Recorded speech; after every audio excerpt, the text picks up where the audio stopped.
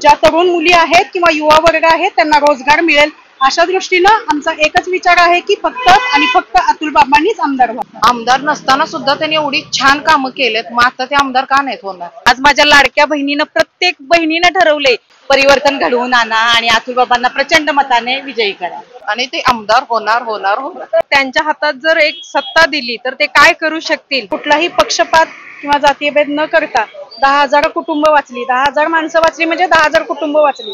आज कराड या ठिकाणी डॉक्टर अतुल भोसले हे महायुतीचे उमेदवार यांच्या प्रचारार्थ देवेंद्र फडणवीस यांची सभा झाली। या सभेनंतर या लाडक्या बहिणी भरपूर मोठ्या प्रमाणात आल्या होत्या, त्यांच्याशी आपण संवाद साधणार आहे। काय सांगाल, सभा झाली देवेंद्र फडणवीस यांची, काय? आज आमचे लाडके भाऊ कराड पंचशील मध्ये लाडक्या बहिणींच्यासाठी उपस्थित राहिले आणि ही काही सामान्य गोष्ट नाहीये। डॉक्टर अतुल बाबा भोसले बांधकाम इमारत कामगाराच्या तर्फे 27,000 लोकांना मोफत उपचार आणि त्यांच्या मुलाबाळांना मोफत शिष्यवृत्ती पण देणार आहेत आणि सर्वांना मोफत उपचार मिळणार आहेत, सर्वांना भांडी पण मिळालेली आहेत आणि लाडक्या बहिणींना महिन्याला 1,500 रुपये देऊन ही काही सामान्य गोष्ट नाही। आणि आमची दिवाळी येत्या 23 तारखेला साजरी होणार आहे। बाकी डॉक्टर अतुल बाबा भोसले यांचा यावर्षी विजय आणि गुलाल नक्कीच आहे, हे आमच्या या बहिणी आजच्या सांगितलेलंच आहे बहिणींच्या माध्यमातून। मॅडम नमस्कार, नमस्कार, मी सच्चना शंकर माळी, मी राज्यस्तरीय माळी महासंघाचा सातारा जिल्हा अध्यक्ष आहे आणि मी सामाजिक कामात असते, महिलांसाठी सामाजिक कामात असते, विधवा प्रथा वगैरे बंद केलेला आहे, त्यामुळं कराड तालुक्यामध्ये माझं काम चालतं। हे काम करत असताना माझं असं लक्षात आलं की आता आपल्याला तरुण युवा आणि जे खरोखर ग्राउंड लेवलला जाऊन काम करतील अशा आमदाराची गरज आहे आणि जे महिलांचा आदर सत्कार करतील, ज्यांना मान सन्मान देतील, हाताला काम देतील, आपल्या माता भगिनी आहेत आणि ज्या तरुण मुली आहेत किंवा युवा वर्ग आहेत त्यांना रोजगार मिळेल अशा दृष्टीनं आमचा एकच विचार आहे की फक्त आणि फक्त अतुल बाबांनीच आमदार व्हावं।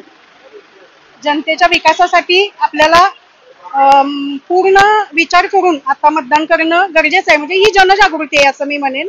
विकास हा केलाच जातो, होत राहतो, पण लोकांची बेरोजगारी वाढलेली बघता किंवा महिलांचं सक्षमीकरण बघता माझं एक महिला म्हणून असं मत राहील की अतुल बाबांनाच आमदार करून देणं गरजेचं आहे। शासनाने जी लाडकी बहीण योजना काढली त्याचा महिलांना काय फायदा झाला आणि त्याच्याबद्दल काय सांग? मी एकच सांगते की सगळ्या महिलांचे म्हणजे उत्साही तर आहेतच, सर्वसामान्य महिला, असं काही कुठला पक्ष किंवा कुठलं जात धर्म न बघता हा निधी लाडकी बहीण योजना आणलेली आहे।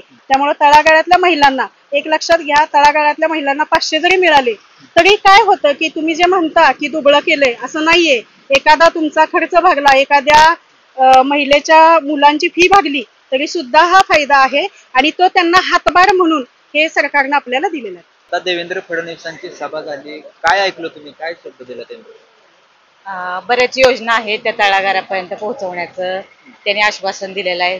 झोपडपट्टीवाल्यांना घर देण्याचं आश्वासन केलेलं आहे आणि महिलांना MIDC मध्ये उद्योग काहीतरी हाताला काम देण्याचं आश्वासन देवेंद्र फडणवीसांनी केलेलं आहे।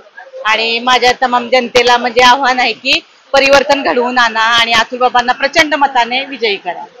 तुम्ही सुद्धा अतुल बाबांना निवडून आणण्यासाठी रणांगणात उतरलाय, काय ठरवले नेमकं महिलांनी? महिलांना म्हणजे कृष्णा माध्यमातून तर महिलांना उद्योग आहेतच, पण वेगवेगळ्या भागामध्ये वेगवेगळे बचत गट ह्याच्यातून शासनातर्फे योजना खालपर्यंत अतुल बाबांनी भरपूर राबवलेल्याच आहेत। ते अगदी निवडून आले तर अजून चांगलं कार्य होईल असं मला एक गृहिणी म्हणून वाटत असते। आता लाडकी बहीणची योजना आहे त्याचा फायदा होतोय का? आणि ग्रामीण भागातला आपल्याकडे भरपूर ग्रामीण भाग आहे कराड सोडला तर तिथे कसा फायदा होतो? फायदा का होत नाहीये? 1,500 सुद्धा कुणाला देत नसते, 1 रुपये सुद्धा कुणाला देत नसते। 1,500 म्हणजे ज्या कुटुंबात अगदी पैशाची गरज आहे त्यांना 1,500 रुपये खूप आहेत। कुणाचं औषध गोळ्याचं आम्ही स्वतः डोळ्याने बघितलेलं आहे, औषध गोळ्याचा प्रॉब्लेम सॉल्व्ह होतो, मुलीला काही खर्चायला नसलं दे पटकन, आणि पुढच्या बोनस म्हणून सर्व ऑलरेडी दिलेलं आहे। हा असं मग ते खूप आहेत 1,500 सुद्धा, आणि आता तर घोषणा केली की 2100 रुपये करणार आहेत म्हणून। हा शेतकऱ्यांसाठी सरकार चांगलं आहे? हो, अतिशय चांगलं आहे शेतकऱ्यांसाठी सरकार। तर वीज बिल माफ करणार आहेत ना, आताच त्यांनी आपल्या सभेत सांगितले की शेतकऱ्यांसाठी आम्ही वीज बिल माफ करणार आहे आणि त्यामुळे शेतकऱ्यांच्या आत्महत्या थांबतील ना। हा एक प्लीज सगळं माफच करणार आहे. नाही वीज बिल वगैरे सगळं ते माफच करणार आहेत ना, त्यामुळं शेतकऱ्यांच्या आत्महत्या वगैरे थांबतील आणि शेतकरी वर्ग हा सुखी होईल असं मला वाटतं. शेतकरी वर्ग सुखी तर आपली जनता सुखी. अतुल भोसलेंचं काम कसं आहे, म्हणजे आता ते आमदार नाहीत, आता उमेदवार आहेत, ते निवडून येतील का आणि त्यांना का आमदार करायचं? आमदार नसताना सुद्धा त्यांनी एवढी छान कामं केलेत, मग आता ते आमदार का नाहीत होणार? होणार. आता मी त्यांना सगळे संधी देणार आहोत आणि ते आमदार होणार. तर एक संधी अतुल बाबांना देऊन बघायची. ते 100% खूप चांगल्या पद्धतीनं काम करतील. आज सत्तेत नसताना 885 कोटी निधी त्यांनी आपल्या कराड तालुका ह्याच्यात आणलाय, मंजूर केलाय आणि सगळी त्यांनी वैयक्तिक सगळी कामं केल्यात. आणि आज लाडकी बहिणीसाठी प्रत्येक आज 2.5 कोटी महिलांना त्यांनी 1500 रुपये त्यांच्या अकाउंटला जमा केले. आज आमची प्रत्येक महिला खूप आनंदी आहे आणि आज बाबांना आम्ही निवडून आणायचा प्रयत्नच करणार आहे. आज माझ्या लाडक्या बहिणीनं प्रत्येक बहिणीनं ठरवलंय की आज आपल्या कराड तालुक्यात नक्कीच आपल्याला परिवर्तन घडवायचं आहे आणि बाबांनाच निवडून आणायचं आहे. आणि 2100 रुपये आज बाबांच्यामुळे आपल्या खात्यावर येणार आहेत आणि सगळ्या आमच्या महिला सुखी समाधानी आनंदी राहणार आहेत, एवढंच मी सांगू इच्छिते. आणि आता परिवर्तन हे 100% झालंच पाहिजे आणि होणार आहे हे मी तुम्हाला आज रोजी सांगते. आज आमचे फडणवीस दादांच्या सभेतून सगळ्या लोकांपर्यंत पोहोचले की आज बाबांचा विजय हा निश्चित आहे तर आहेच, प्रश्नच नाही. आणि आपले बाबाच निवडून येणार आहेत, आपले अतुल बाबाच निवडून येणार आहेत, एवढी आम्हाला पृथ्वीराज आशा बाबा आहे. अनेक वर्ष इथं नेतृत्व केलं त्यांनी, त्यांच्या कामावर तुम्ही समाधान आहे का? असं आम्ही समाधानी नाही असं नाही, त्यांनी थोडीफार कामं केलेत पण पृथ्वीराज बाबा हे तळागाळापर्यंत पोहोचले नाहीत.